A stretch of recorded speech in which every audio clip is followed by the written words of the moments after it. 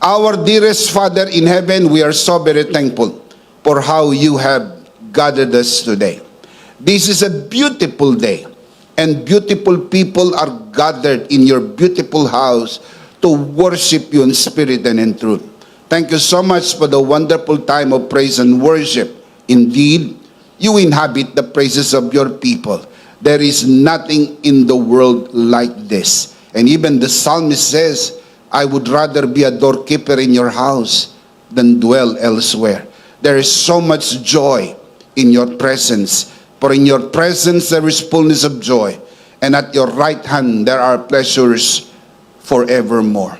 We commit to you this learning time as we always do. And even as we always pray.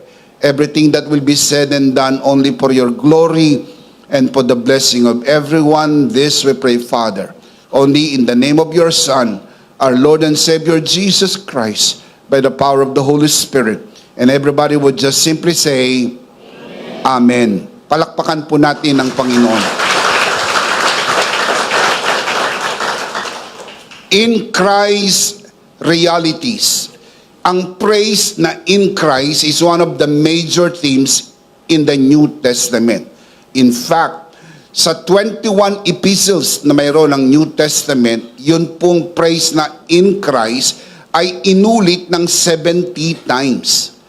At ito po ay almost 3 mentions in every epistle.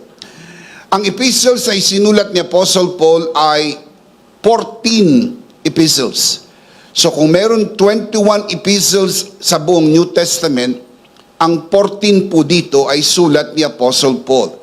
And can you imagine, in 14 epistles written by the Apostle Paul, yun pong praise na in Christ ay 37 times na ginamit ni Apostle Paul. At ito po ay paborito niyang gamitin, in Christ or in Him, in reference to Christ. In fact, sa book of Ephesians alone, yun pong linyang in Christ or in Him, in reference to Christ, ay ginamit po ng 12 times.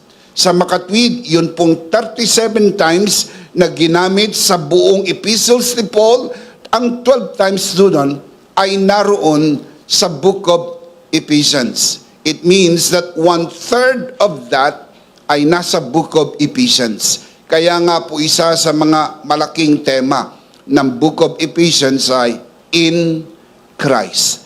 Yan po ang magiging tema ng ating pag-uusap sa mga susunod na linggo. Ating tutuklasin sa yaman ng salita ng Diyos kung sino tayo kay Kristo, anong naipagkaloob sa atin dahil tayo'y na kay Kristo, at ano ang magagawa natin dahil tayo ay na kay Kristo. Sapagkat ang pinakamagandang pwesto at ang pinakamahalagang posisyon mayroon sa buong mundo ay tayo ay na kay Kristo.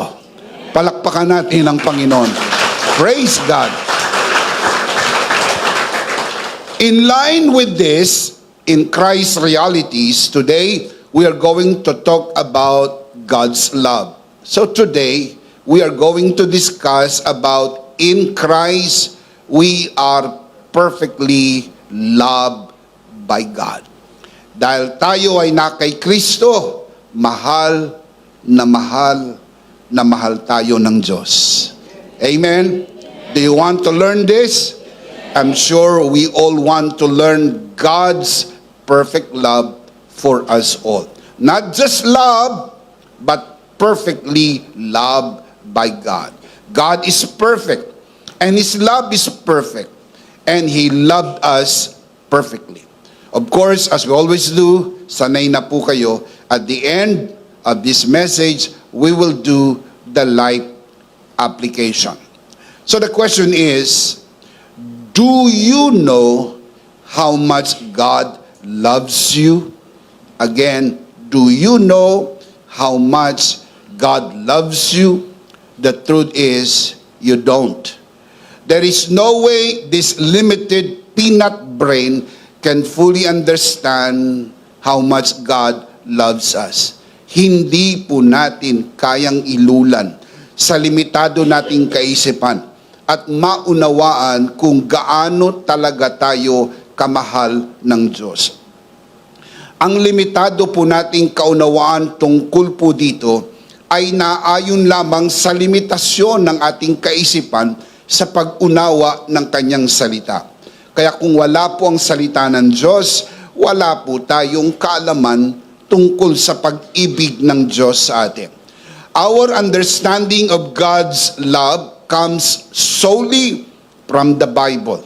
Without it, we would not know His love for us. The truth is, God loves us perfectly. So the question we need to ask is this: what makes God's love for us perfect? Kung ang Diyos ay perpekto, at ang pag-ibig ng Diyos sa atin ay perpekto, paano naging perpekto ang pag-ibig ng Diyos sa atin? Let me give you 7 points on this truth. Number 1, God's love is personal. Kapag sinabi po ng Bibliang mahal tayo ng Diyos, ito po ay isang personal na pag-ibig. God knows and deeply cares for each of us, even before we were born. Psalms 139, verse 13, following verses. The psalmist writes, "For you created my inmost being.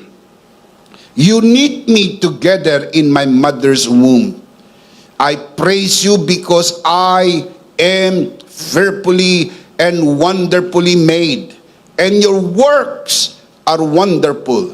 I know that full well." Ang Diyos ang gumawa sa atin, kaya maganda ka sa harap ng Diyos. May mga tao pong hindi maganda ang ugali, kaya pag tumingin sa tao, hindi magandang tumingin. Ang totoo, hindi ikaw ang problema, sila ang problema.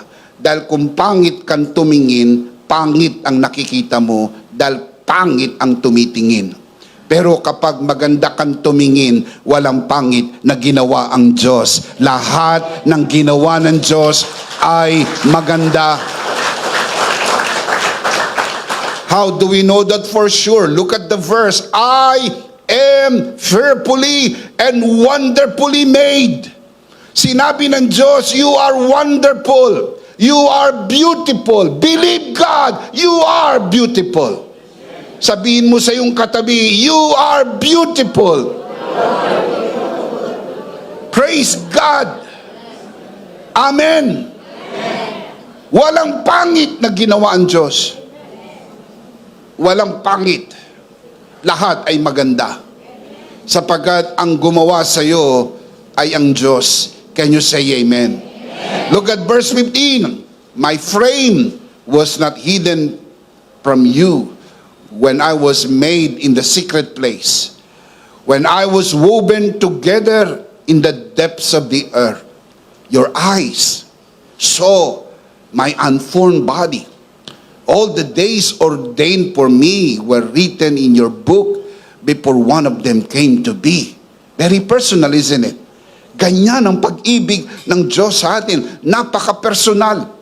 Hindi ka pa naipapanganak. Hindi pa nabubuo ang iyong katawan, nakita ka na ng Diyos. Hindi mo pa naihakbang ang hakbang ng iyong mga buhay. Ang lahat ng hakbang ito'y isinulat na sa aklat para sa iyo. Sapagkat maganda ang plano ng Diyos sa iyo. Hindi ka aksidenteng na ipanganak sa mundo. Nilayo ng Diyos na ikaw ay ipanganak. Dahil sa iyong buhay, nais ipakita ng Diyos kung gaano kanya kamahal. Palakpakan natin ang malakas ang Panginoon. Praise God! Merong isang mag-asawa ang nagkaroon ng 4 na anak. Ang pangalan ng kanyang 4 na anak na lalaki ay Matthew, Mark, Luke, and John. Masayang-masayang mag-asawa sapagkat meron silang 4 na anak na lalaki. Nagkasundo sila na hanggang doon na lamang ang bilang ng kanilang mga anak. Sa hindi inaasahang pangyayari, biglang nabuntis uli ang kanyang asawa. So wala na silang nakahandang pangalan para sa panlimang anak. Ang naisip po nung lalaki, pangalanan nating Acts. Dahil ang kasunod ng John ay Acts. Matthew, Mark, Luke, John, and Acts. So tinanong nung asawang babae, bakit naman Acts ang ipapangalan natin? Dahil aksidente yan.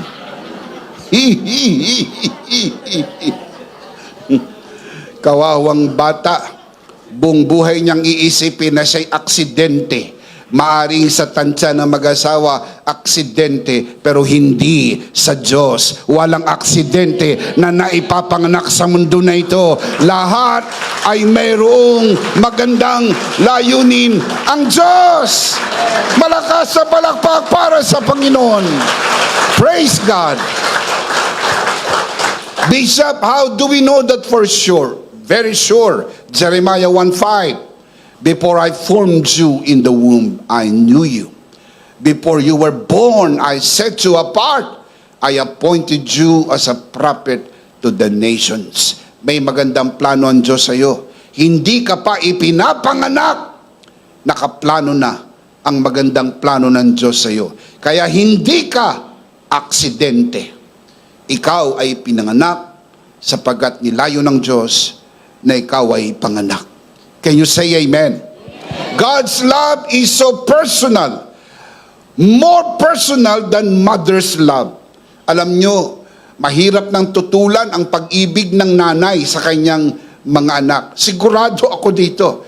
Dahil nakikita ko ito kay Pastora Jo, kung paanong mahal na mahal niya po ang aming mga anak na si Doc Eswi at si Pastora Jam.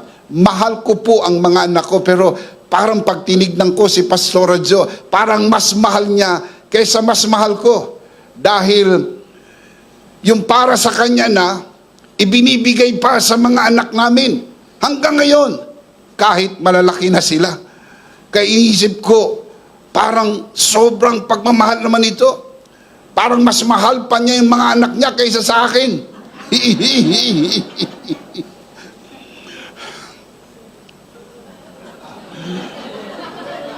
Praise God. Kumisa iniisip ko, ganyan talaga ang pag-ibig ng ina. Nang lumabas yung aming dalawang apo, si Aiki at si Izzy, natalo ang dalawa naming anak. Sapagkat wala na siyang isinubi, puro na lang sa mga apo. Niisip ko tuloy na wala na ako sa buhay niya. Samantalang nung kaming dalawa pa lang, lahat ng pera niya akin. Pero ngayon, kanila na lang. Pero okay din yun, sapagkat yun na ekspresyon ng tunay na pag-ibig ng isang ina. Pero alam niyo po ba, ng pag-ibig ng Diyos sa atin ay higit sa pag-ibig ng isang ina? I'll show you the verse. Isaiah chapter 49, verse 15 to 16. Can a mother forget the baby at her breast and have no compassion on the child she has born? Look at the next line. Though she may forget, I will not forget you. Sabi ng Diyos, though a mother forgets, God said, I will not forget you. See, I have engraved you on the palms of my hands. Your walls are ever before me. Sa ibang salin, yung walls ay picture. So, ibig sabihin, ang Diyos ay nagtatago ng picture mo sa wallet niya. Ganyang kakamahal ng Diyos.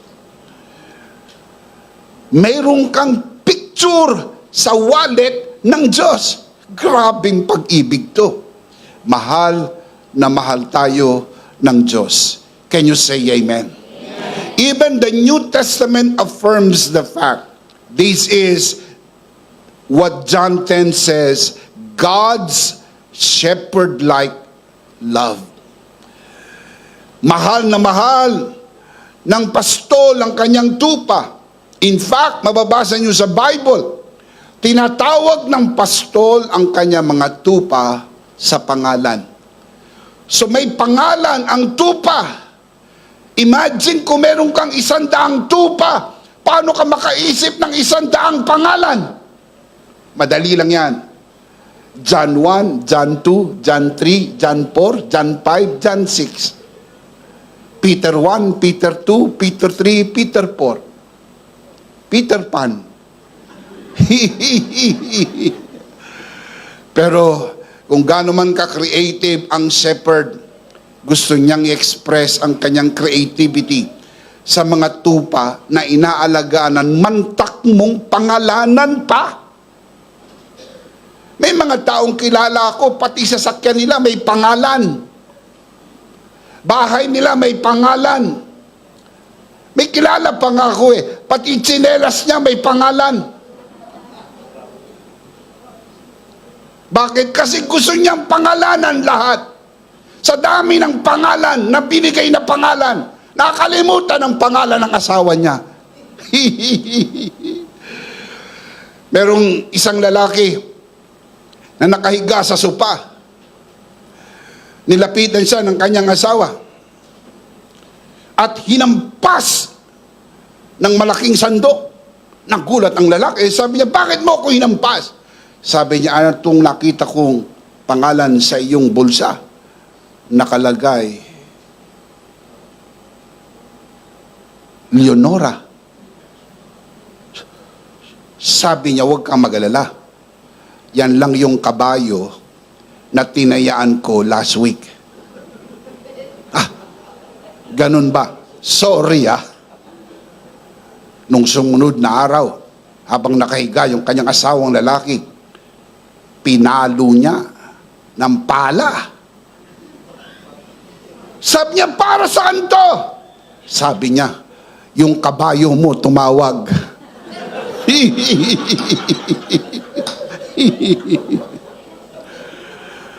Kaya mahirap din pag lahat pinapangalanan.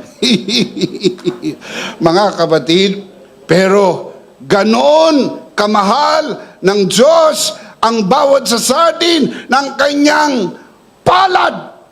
Isinulat ang ating mga pangalan. Ang dami natin.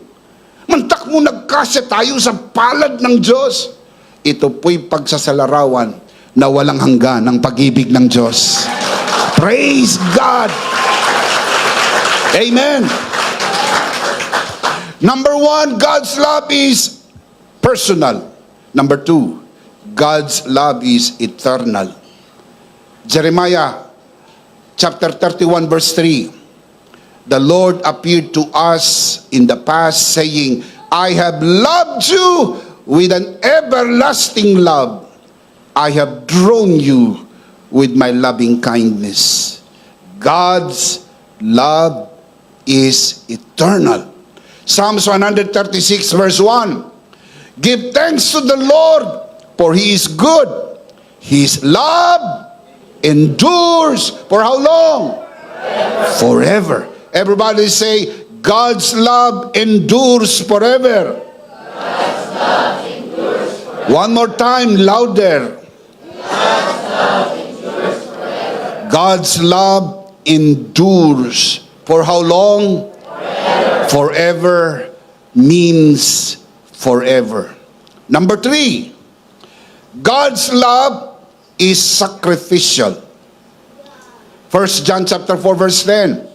This is love, not that we love God, but that He loved us and sent His Son as an atoning sacrifice for our sins.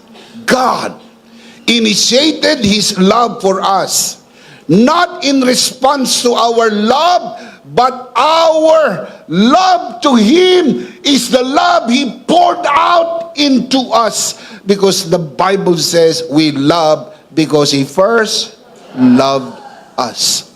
Siya po ang nag-take ng initiative. Siya po ang unang yumakap. Siya ang pumarito. Siya ang naghanap sa atin. Siya ang nagmahal sa atin. Ipinakita ng Diyos ang kanyang pag-ibig sa atin sa pamagitan ng pagsusugo ng kanyang anak namatay sa krus ng Kalbaryo bilang malaking sakripisyo para sa ating kasalanan, sapagkat mahal tayo ng Diyos. Can you say amen? Amen. Number 4, God's love is undeserved. Ang pag-ibig na ibinigay ng Diyos sa atin ay hindi tayo karapat-dapat, pero pinaging dapat ng kanyang awa at grasya. God's love is undeserved. God loves us freely without us earning or deserving it. It is given solely out of His grace, not our merit. Romans chapter 5 verse 8. But God demonstrated His own love for us in this: while we were still sinners, Christ died for us. My question is, when did God love us? While we were still sinners. Meaning undeserving. We did not earn His love. It is freely given to us while we are still sinners. Hindi ka pa nagsisimba? Hindi ka pa nagbibigay? Wala ka pang nagagawa? Ikaw ay naglulublub pa sa pusali ng kasalanan, minahal ka na ng Diyos. Walang kondisyon ang kanyang pag-ibig. Sapagkat wala kang napatunayan para mahalin ka ng Diyos, wala ka ring magagawa para manatili ang kanyang pagmamahal sa iyo. Sapagkat minahal ka niya nang hindi tayo karapat-dapat. Ang tawag po dyan, sukdulang biyaya ng Diyos. Niyakap niya tayo sa ating karumihan. Palakpakan natin ang Panginoon. Praise God! Now look at the verse, Romans 5:8. How did God love us? By sending Christ to die for us. Grabe ang pag-ibig ng Diyos. This limited mind cannot fully understand. We only know that because the Bible tells us. Without the Bible, there is no way we can know His love. Thank God for the Bible. Salamat sa Biblia na binigay ng Diyos sa atin para malaman natin ng kanyang pag-ibig ay perpekto. Can you say amen? Amen. Number 5, God's love is purposeful. It means that His love is intentional and directed towards achieving a specific goal. Hindi po patsamba-tsamba. Hindi po basta minahal lang tayo ng Diyos, minahal niya tayo at ang kanyang pag-ibig sa atin ay merong purpose, merong intensyon, merong layunin. Ephesians chapter 1 verse 4 to 5. The Apostle Paul writes, "For He chose us in Him," meaning in Christ, "before the creation of the world, to be holy and blameless in His sight." You see the purpose there, to be holy and blameless in His sight, in love, referring to God's love.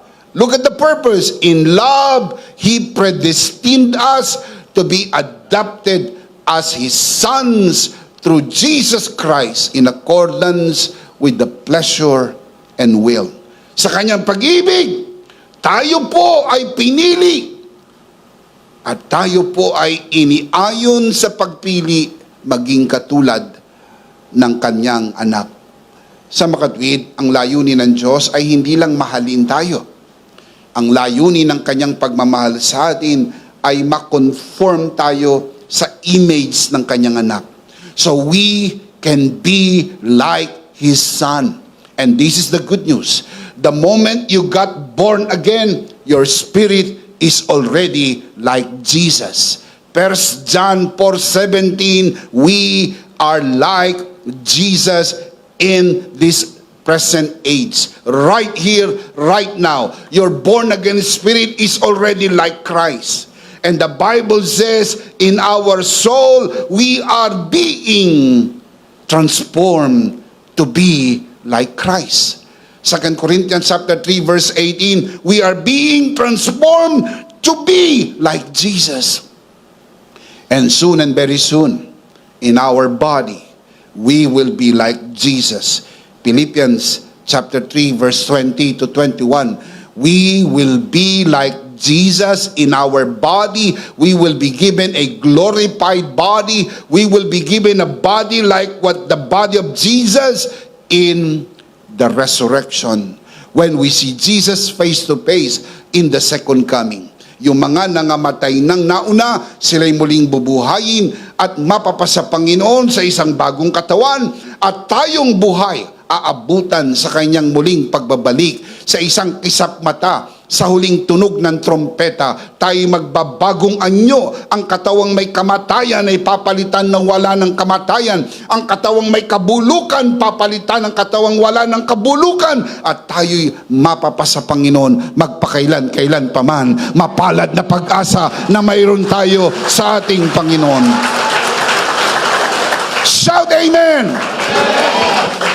God's love is not random or accidental, but very deliberate, full of plan and purpose in our life.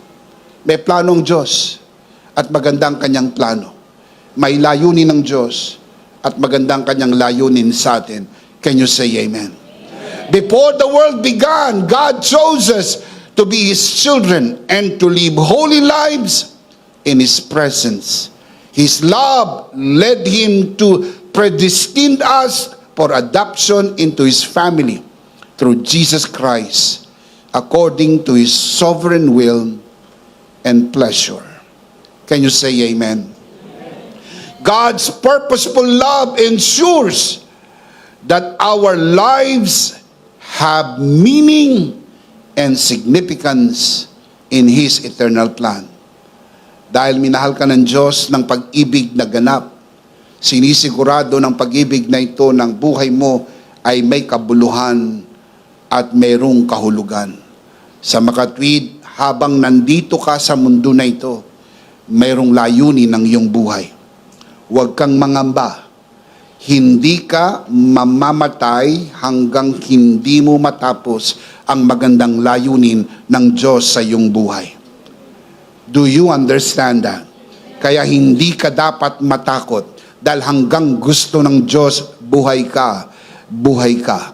Dahil hindi si Satanas ang may hawak ng buhay mo. Hindi po ang mga doktor ang may hawak ng buhay mo. Ang buhay mo ay hawak ng Panginoon. Siya ang nagdikta ng iyong buhay. Amen! Kaya wag nating sayangin ang buhay na ito. Hayaan nating may paglingkod natin ang purpose and plan of this life. Huwag nating sayangin sa mga bagay-bagay ng kamunduhan. Ipaglingkod natin ang layunin at plano ng Diyos sa ating buhay. Can you say amen? Through His love, God gives us identity and purpose as His beloved children destined to bring Him glory. Meron tayong identity, meron tayong purpose. Why? Because His purposeful love embrace us. This is God's perfect love. Kaya ang pag-ibig ng Diyos ay perpekto. Can you say amen? Amen. Number 6, God's love is transformative. Ang pag-ibig ng Diyos ay nakakapagpabago ng buhay. Kung minsan, ang pag-ibig nga ng tao ay merong ganyang kakayahan. Hindi nga lang ganap. May mga tao na nabago ang buhay nang merong magmahal sa kanila. Nung sila'y makapag-asawa ng tamang tao, tamang lalaki o tamang babae, ang kanyang buhay nagbago. Ang dating buhay niya walang direksyon. Kaya sera-sera, whatever will be, will be. Pero all of a sudden, biglang natagpuan niya ang kanyang forever. Nagbago ang kanyang buhay. In short, kahit pag-ibig ng tao, to some degree ay kayang magbago ng buhay ng iba, lalo pa kaya ang pag-ibig ng Diyos. Kaya kang baguhin ng pag-ibig ng Diyos. When we say that God's love is transformative, this is what we mean. We mean that His love has the power to bring about significant change in our lives. Kayang magdala ng pagbabago. Let me show you the scripture. Ephesians chapter 2, verse 4 to 5. The Apostle Paul writes, "But because of His great love for us, God, who is rich in mercy." Now look at the change. Look at the change in verse 5. "Made us alive with Christ, even when we were dead in transgressions. It is by grace you have been saved." Ano ang ginawa ng pag-ibig ng Diyos? Binago tayo na dating patay, ngayon ay naging buhay. May pagbabago po ba? Wala. Ang pinakamalaking pagbabagong naganap sa buhay mo nang matanggap mo ang pag-ibig ng Diyos, ikaw ay spiritual na patay. Ngayon, ikaw ay buhay na sa harap ng Diyos sa pamagitan ni Hesus Kristo. Pinatawad ang iyong mga kasalanan. Isinulat ang iyong pangalan sa aklat ng buhay. Binago ang iyong buhay. Pinagpala, pinaburan, at kung may sakit ka, pinagaling ka ng Panginoon. Pinaunlad ang iyong buhay. Pinasagana ang iyong buhay sapagkat mahal ka ng Diyos. May magandang plano ang Diyos sa iyong buhay. Plano na ikaw ay baguhin. Salamat. Binago tayo ng pag-ibig ng Diyos. Malakas na palakpak para kay Lord. Hallelujah! The transformation from being dead to being alive in Christ is the greatest change of all. Can you say amen? Can you say amen? Heaven will be our final home because of God's transformative love. Nabago tayo. Grabing pagbabago ang ginawa ng Diyos sa atin. Kaya dakila ang kanyang pag-ibig. Number 7, God's love is Christ-centered. God's love is Christ-centered. When we say that God's love is Christ-centered, this is what we mean. We mean that Christ is the ultimate embodiment and measurement of God's love for us. Si Kristo, ang ultimate embodiment. Siya rin po ang ultimate measurement of God's love for us. Ibig sabihin, kung gusto mo maintindihan ang pag-ibig ng Diyos sa iyo, look at Jesus. Jesus embodies the very love of God. Jesus measures up the love of God. Ibinakita ng Diyos sa atin sa pamagitan ng kanyang anak kung gaano tayo kamahal ng Diyos.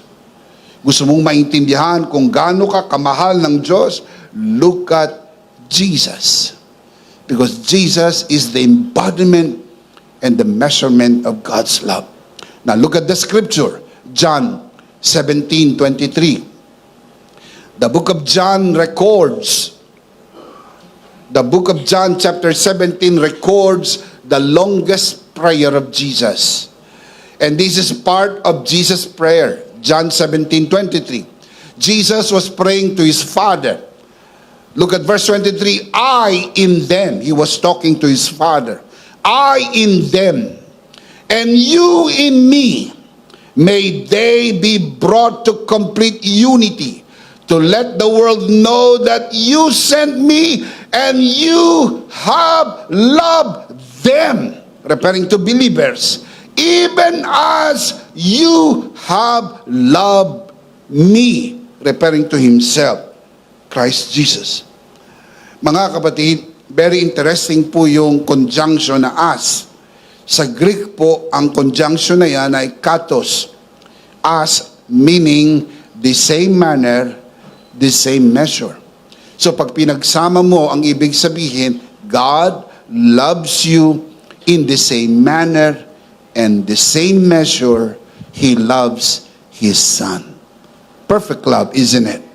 Ganyan ka kamahal ng Diyos Ama. Kung gaano kamahal ng Ama ang kanyang anak, katos, same manner, same measure, ganun tayo kamahal ng Amang sumasalangit sapagkat tayo ay kanyang mga anak. Shout amen.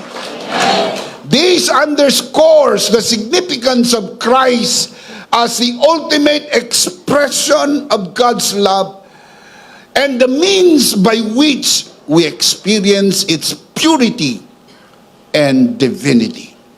Grabe.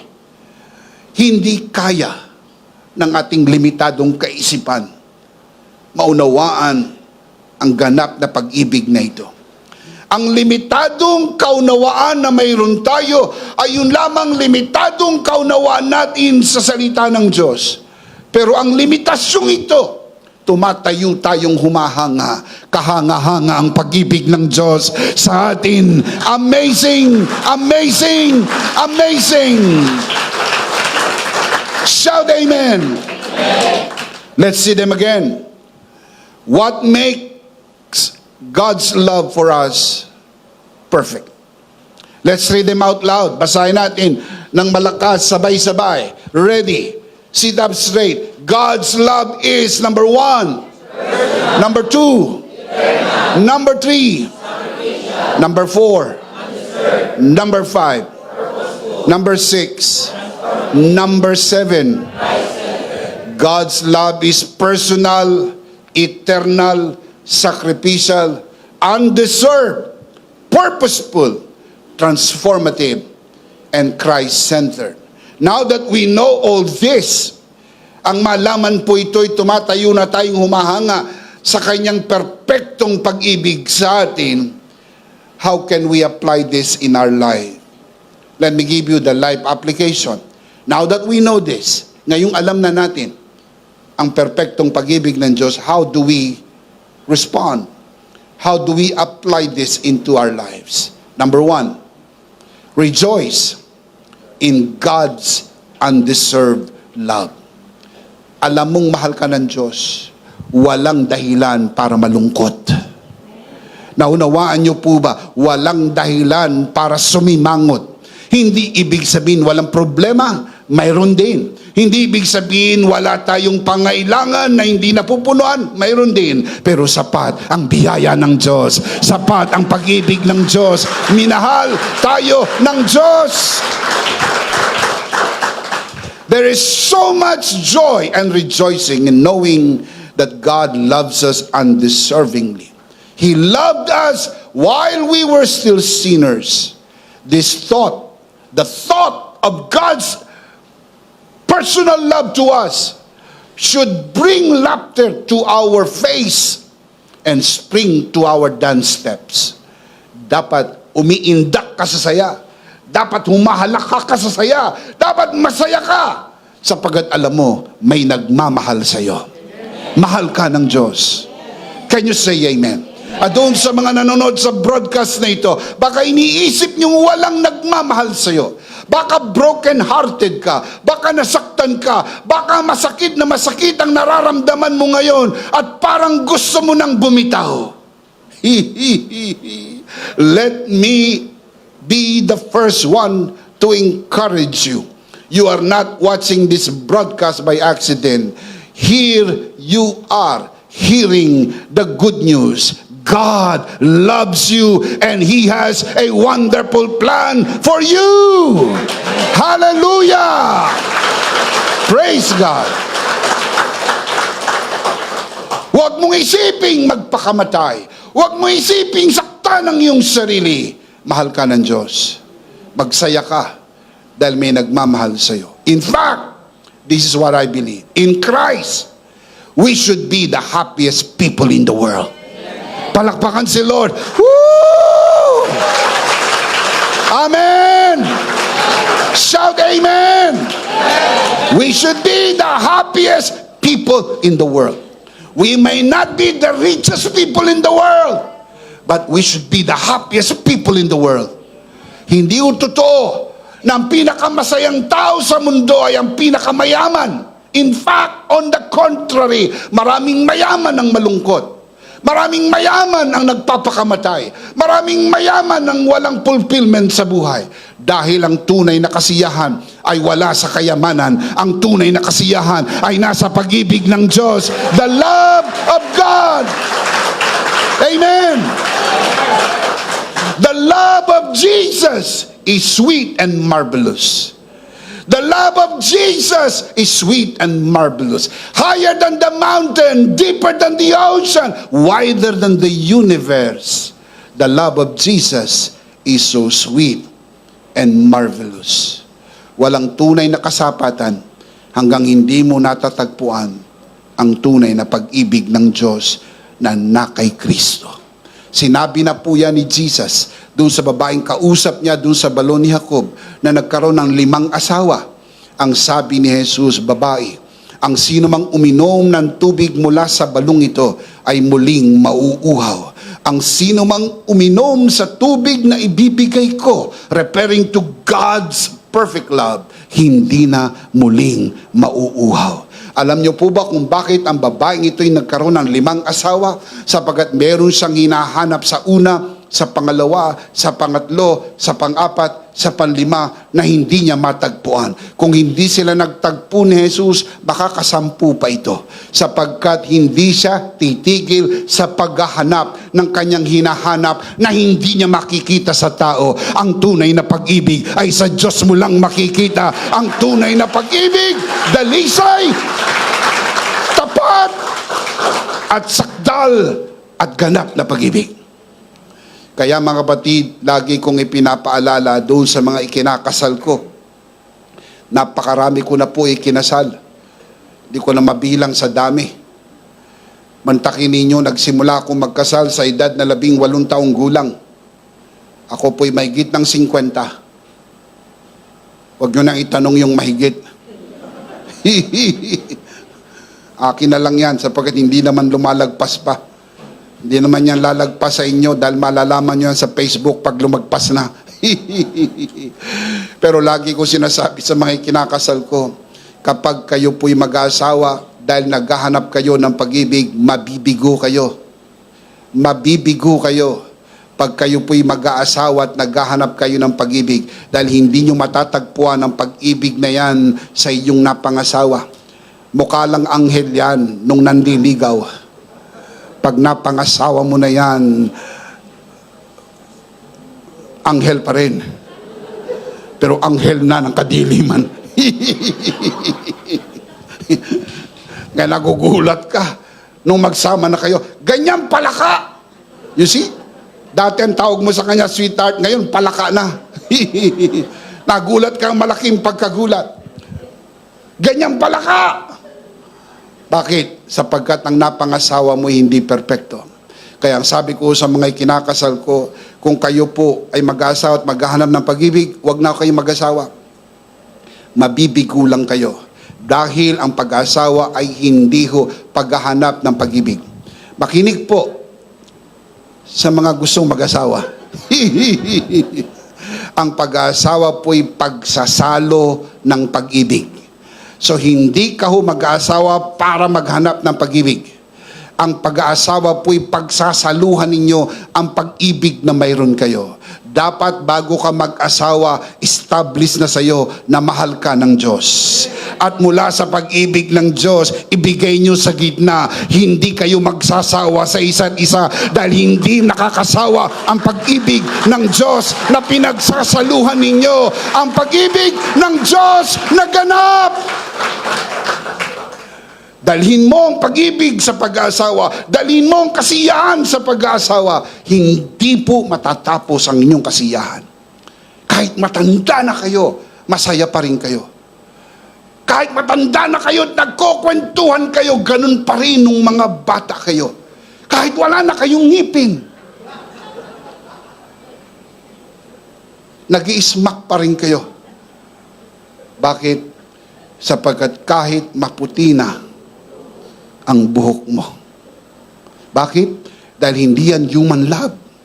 That is God's love na pinagsasaluhan ninyo na hindi nauubos ang pag-ibig ng Diyos. Hindi nawawala ang pag-ibig ng Diyos. Pag-ibig na dalisay. Shout amen. Rejoice in God's undeserved love. Number 2, respond personally to God's love. Kung naintindihan mo na ang pag-ibig ng Diyos, mag-respond ka sa iyong pananalangin, sa iyong pagsamba, sa iyong paglilingkod. And one of the most practical way of doing that, I always suggest to use ODG, Our Daily Grace. Ito po yung pinaka-practical na paraan that every day you use Our Daily Grace devotional as you enjoy God's love, as you enjoy God's grace on a daily basis. Maging ang inyong pagbibigay ay response mo sa pag-ibig ng Diyos. Hindi ka nagbibigay para mahalin ka ng Diyos. Hindi mo mabibili ang pag-ibig ng Diyos. Kaya ka nagbibigay dahil naintindihan mo na mahal ka ng Diyos. Our giving is a personal response to God's personal love for us. I want to say that again. Our giving is a personal response to God's personal love for us. Always remember the old adage, you can give without loving, but you cannot love without giving. John 3:16, for God so loved the world that He gave His only begotten Son. Nang minahal tayo ng Diyos, ibinigay niya ang kanyang anak. Kaya kung tunay kang nagmamahal, ang pagbibigay ay magaang lang. Can you say amen? Napakagaang magbigay. Hindi sumasakit ang ulo mo, hindi ka nahihilo, hindi ka pinapawisan, hindi ka nilalagnat, hindi ka inuubo. Pag nagbibigay, you just love it. It's opening time. I love it. Why? Because it is one of the most practical way you respond to God's personal love to you. Can you say amen? Number 3, remain in God's loving purpose for you. His purpose for you is to be more like Christ in every way, every day. To think like Christ, to feel like Christ, to act like Christ, to talk like Christ, to be the very Christ people can see every day. And remain on that purpose. Because that is God's purpose that can only be done by His love in us and through us. Can you say amen? Number 4, reflect on how God's love has changed you. Ipakita mo sa mundo kung paano ka binago ng pag-ibig ng Diyos. Hindi naghahanap ang mundo ng mga perpektong tao. Ang hinahanap ng mundo ay yung mga binagong tao. Alam nila hindi ka perpekto, pero ipakita mo sa kanila na nagbago ka. Hindi ka nakatulad ng dati. Ikaw ay isang bagong tao. Ang nagbago sa iyo ay ang pag-ibig ng Diyos. Wala na ang lumang pagkatao, ikaw ay naging bago dahil binago ka ng pag-ibig ng Diyos. Can you say amen? Number 5, rely on God's perfect love in tough times. Hindi po ipinangako na palagi magiging magaang ang lakbayin ng buhay. May unos, may pagsubok, may tukso, may mga pagdadaanan po tayo sa buhay.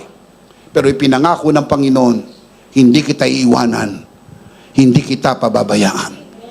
Hindi niya sinabing hindi uulan. Hindi niya sinabing palaging may araw. Kung minsan malakas ang ulan, madalas napakainit ng sinag ng araw. Pero ang pag-ibig ng Diyos ay nagiging lilim para sa atin. Nagiging proteksyon para sa atin.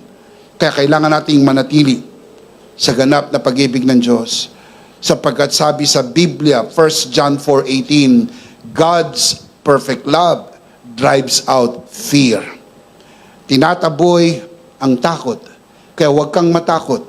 Kahit anong pagsubok ang iyong harapin, laging dakila ang pag-ibig ng Diyos.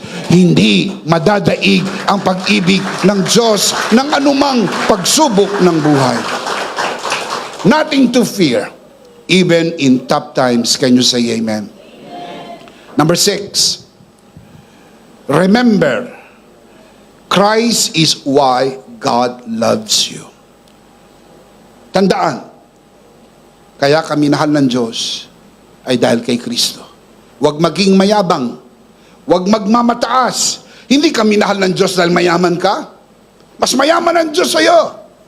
Hindi ka minahal ng Diyos dahil matalino ka, magaling ka. Ang talino mo'y galing sa Diyos. Hindi ka minahal ng Diyos dahil sa iyong mga angking kakayahan. Minahal ka ng Diyos dahil sa kanyang anak. Dahil ang kanyang anak ay nasa iyo. Ang sukat at ang larawan ng pag-ibig ng Diyos ay nasa kanyang anak. Remember, Jesus is the embodiment and the measurement of God's love. And being in Jesus, you become the focus of God's perfect love. Can you say amen? Remember the conjunction katos, the same manner, the same measure. In the same manner, in the same measure, God loves us. In the same manner and measure, God loves His Son. Perfectly. Can you say amen? Let's see them again. Everybody, look up here. Basahin natin ng malakas ang life application that we can now apply in our lives. Now that we know God's perfect love, now that we know that in Christ, God loves us perfectly, this is how we can apply this. Let's read them out loud. Ready? Sit up straight. Let's read them out loud, as in out loud. Malakas. Ready? Application number 1. Number 2. Respond personally to God's love. Number 3. Remain in God's loving purpose for you. Number 4. Reflect on how God's love has changed you. Number 5. Rely on God's perfect love in all times. Number 6. Remember, Christ is why God loves you. Always remember 7 is God's perfect number. Number 6 is man's number. You can now apply this because you receive God's perfect love. We can do this because God loves us and His love is in us. Now we can love because He first loved us. Always remember to rejoice in God's undeserved love. Respond personally to God's love. Remain in God's loving purpose for you. Reflect on how God's love has changed you. Rely on God's perfect love in tough times. And number 6, remember, Christ is why God loves you. The big idea is, in Christ, I am perfectly loved by God. Do you believe that? Amen. Come on, let's say that together. What is the big idea? In Christ, I am perfectly loved. One more time, louder. In Christ, I am perfectly loved by God. In Christ, are you in Christ? Amen. You are perfectly loved. Not just loved, perfectly loved by God. Can you say amen? Amen. Of course, we do not want to end this broadcast without giving you who are watching this broadcast the opportunity to receive the love of God, to receive Jesus today, and be saved. Remember, Jesus is the embodiment. Jesus is the measurement of God's love. Receiving Jesus is the same as receiving God's love. Nais mo bang tanggapin ang pag-ibig ng Diyos? Nais mo bang maligtas? Ngayon ang araw ng kaligtasan. Taas natin ang ating dalawang kamay. Ipikit natin ang ating mata. Samahan po natin ang ating mga panauhin nanonood sa broadcast na ito. Kayong nanonood sa broadcast na ito, taas ninyo ang inyong dalawang kamay, ipikit ninyo ang inyong mata. Sumunod tayo sa panalangin ng pagtanggap. Bigkasin nyo mga katagang bibigkasin at ariin isang personal na panalangin. Manalangin tayo mula sa puso. Panginoong Jesus, ako po'y makasalanan. Hindi ko po kayang iligtas ang aking sarili. Ako'y mapapahamak ng hiwalay sa iyo. Narinig ko po ang mabuting balita. Ako po'y naniniwala, tinatanggap kita sa aking puso bilang aking Panginoon at aking tagapagligtas. Salamat po, pinatawad mo na ang aking mga kasalanan. Isinulat mo na ang aking pangalan sa aklat ng buhay. Sa pangalan ni Jesus, Amen. Ako na lang po mananalangin, Ama, sa oras na ito. Itinataas ko po sa harapan ng sino mang sumunod sa panalangin ng pagtanggap sa unang pagkakataon sa loob ng bulwagang ito, lalong-lalo na po sa mga nanonood sa broadcast na ito sa unang pagkakataon. Pinagkakatiwala po namin sila sa iyong kagandahang loob na sila'y lumago sa biyaya at sa bagong natagpo ang pananampalataya sa pangalan ng Panginoon Jesus. Tayong lahat ay magsabi ng Amen. Palakpakan si Lord. Amen.